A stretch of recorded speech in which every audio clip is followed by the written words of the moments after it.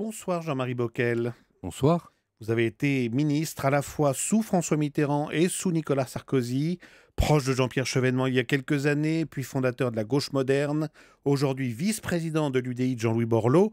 Alors on va parler de cette trajectoire plurielle, pour reprendre le titre de votre livre qui paraît ces jours-ci. C'est très frappant de voir que vous portez cette pluralité un peu comme un diadème, dans une époque pourtant où les repères politiques sont assez brouillés, beaucoup de gens sont perdus. Vous semblez tout à fait fier et revendiqué de vous être promené entre la gauche et la droite.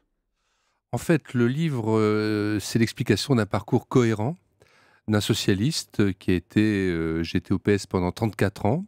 J'étais, comme vous l'avez dit, proche de Chevènement. Ensuite, j'ai participé avec Hollande, Royal, Aubry et d'autres à l'aventure de l'or. Ensuite, j'ai eu sous Jospin le sentiment que le Parti socialiste ne trouvait pas sa voie de social-démocratie européenne moderne, comme l'ont fait les Britanniques, les Allemands. Et donc j'ai, à partir de là, un peu, je dirais, sous inspiration blairiste ou schröderienne, développé l'idée d'un social-libéralisme à la française. Et là, j'ai été ostracisé. Mais j'ai gardé le cap de ces idées. Vous avez franchi un peu le Rubicon, quand même. Oui, mais c'était l'époque où Sarkozy pratiquait l'ouverture à gauche. Si j'avais été un homme de droite, je n'aurais pas été dans l'ouverture, ça n'aurait pas été intéressant, hein. Et je pense que c'était une démarche sincère de sa part, évidemment aussi de la mienne. Et donc pour moi, c'est un parcours au fond qui a sa cohérence. Et aujourd'hui, à l'UDI, chez Borloo, je partage toujours ces idées finalement. Alors, il y a ceux que vous avez croisés, les hommes politiques auxquels vous vous êtes attachés, puis dont vous vous êtes éloigné. Parmi eux, il y a Bernard Kouchner, qui était votre patron au Quai d'Orsay quand vous étiez ministre de la Coopération. Et dans votre livre, vous en dites pique-pendre. Je lis cet extrait. J'avais, avant notre entrée commune au gouvernement, une bonne image de Bernard Kouchner, avec qui je me trouvais des points communs de socialiste iconoclaste et indépendant. J'ai découvert au gouvernement un autre Kouchner, muet en patron, égocentrique, jaloux, colérique et dans l'ensemble plutôt antipathique. Comme ministre des Affaires étrangères, je n'ai trouvé non pas vraiment mauvais, mais à tout le moins médiocre. Ben, dites-moi. Ben, j'écris ce que je pense. Il m'a vraiment donné le sentiment de conseiller des ministres en conseil des ministres, ou aussi dans certains déplacements internationaux, de ne pas être à l'aise, de ne pas être à son affaire. On avait même parfois l'impression qu'il était un peu marginalisé, à part quelques dossiers dont il s'est occupé. Et puis, c'est vrai Il ne vous que a pas laissé beaucoup d'oxygène. Mais à la coopération, j'étais très libre et je travaillais en direct avec l'Élysée, non, soyons justes. Par contre, au moment où j'ai été viré pour cause de demande d'acte de décès de la France-Afrique, un sujet d'ailleurs qui est toujours d'actualité, il ne m'a pas soutenu, bien au contraire. Donc il était normal à un moment donné que je dise ce qui est, sans aucune haine d'ailleurs, ni excès de langage. Alors, autre déception, on peut dire, Nicolas Sarkozy, qui vous a pris dans son gouvernement en 2007, mais le jour où il prononce le fameux discours de Grenoble en juillet 2010, d'ailleurs vous assistez physiquement à ce discours, et pour vous c'est un peu le point de rupture. En fait, ça aurait pu l'être, mais je suis resté. J'explique pourquoi je suis resté, parce que Nicolas Sarkozy est un formidable avocat. Il a su me convaincre que ma sensibilité de centre-gauche, et en l'occurrence son discours porté sur la sécurité, il me confia quelques jours après une mission sur la prévention, en disant « Mais non, Jean-Marie, c'est très important aussi ». Donc je suis resté. Est-ce que j'aurais dû partir? Est-ce que j'ai bien fait de rester? Quoi qu'il en soit, et quels que soient les désaccords que j'ai pu avoir avec Nicolas Sarkozy, je n'ai pas regretté l'ouverture, et je dois le dire, je l'ai soutenu jusqu'au bout, car je suis un homme de fidélité, hein. Je n'ai pas trahi mes amis socialistes, je suis resté jusqu'à la fin de la bataille, en l'occurrence les présidentielles. Mais pourquoi ne pas être parti, Jean-Marie Bockel, à ce moment-là du discours de Grenoble? Vous aviez un marqueur, vous aviez un Oui, moyen de vous distinguer. je le dis d'ailleurs dans le livre, je me suis posé cette question, je l'ai posée à Nicolas Sarkozy, et il a su me convaincre de rester. Il était très fort. Est-ce que j'ai eu tort? Est-ce que j'ai eu raison? Ni regret, ni remords.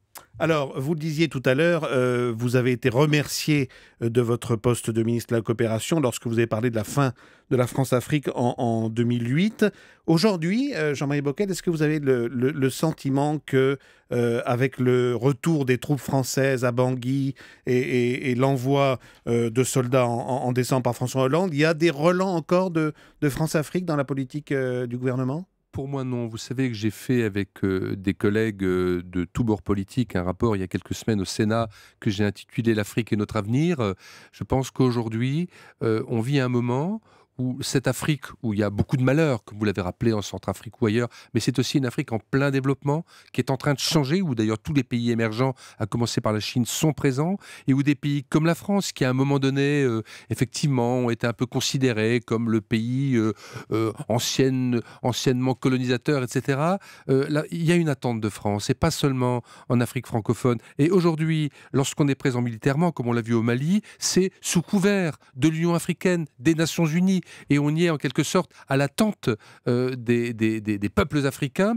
On est dans un partenariat et personne ne nous soupçonne de vouloir réinventer le colonialisme. Mais c'est une influence positive qui est aussi culturelle, linguistique.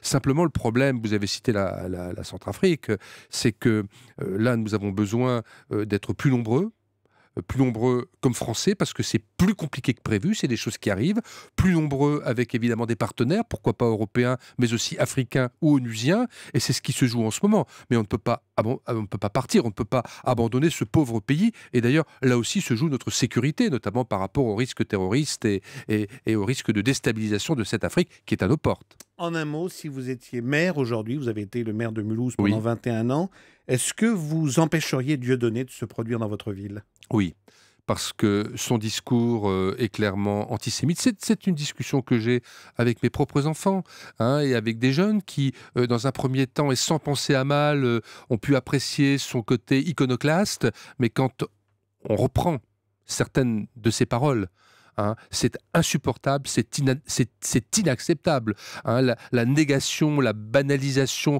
au fond, la Shoah, c'est un avis, c'est une opinion, c'est presque plus un fait. Ça, on ne peut pas l'accepter. Hein, je crois que je l'aurais clairement refusé. Au total, vous êtes de droite ou de gauche aujourd'hui, Jean-Marie Bockel?